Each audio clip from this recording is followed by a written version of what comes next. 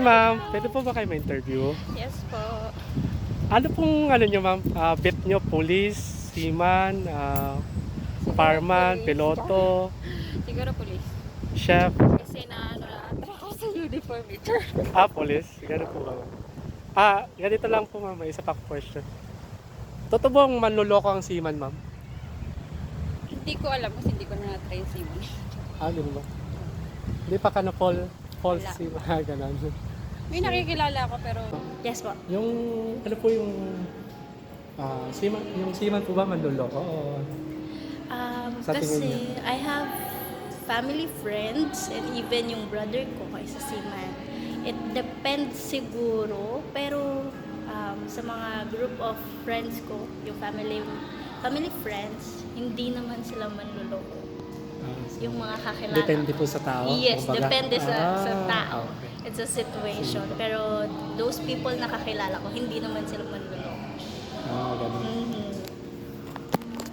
So, guys, alam nyo na. Ito, ano po? Siguro for same profession. Parang architects or engineers. Kasi yung Okay. close sa profession. Close sa purpose. Architect po ba kayo? Architecture student po. So, ano? Wala po akong bet. Pero, okay na yung seaman. Seaman, ganun. Bakit yung po nasabing seaman yung pinili? Kasi yung police, babaero daw eh. Sabi. Ganun? Babayero pala yung mga polis. Kumbaga, polis patol. Pero yung police kasi nagtutulong sa sa ating bayan. Okay. Food service. So, fireman pala yung bet ko. Kung may option, Ganun. Option lang. Ako. Bakit ganun? Option lang po, ma'am. Wala. Kung ayun yung pagpipilian. Pag police kasi mahirap eh. Pag seaman naman malayo. So, Malayo.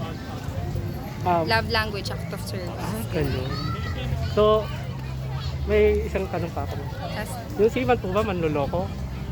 oo. Bakit nyo po nasabi na Malayo seaman kasi manloloko? LDR eh. So, Hindi, ganun po ba? feeling ko ganun. Ano pong name niyo? Jessica po. Sige. Salamat po, ma'am. Okay.